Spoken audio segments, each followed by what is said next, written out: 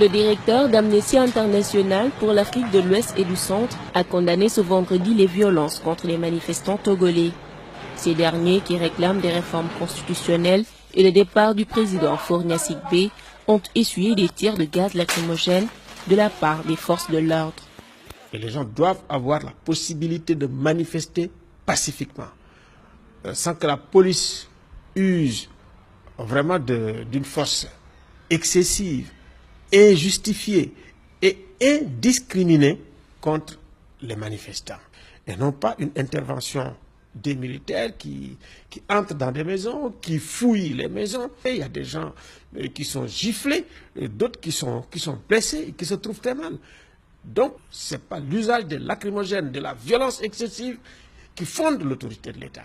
Je pense qu'il faut de plus en plus que les gens soient tolérants et qui respectent leur propre constitution, qui respectent la charte africaine des droits de l'homme, qui autorise les gens à manifester, à exprimer leur opinion publiquement. Et que vraiment qu'on fasse un peu plus de respect à la vie et à l'intégrité physique des gens.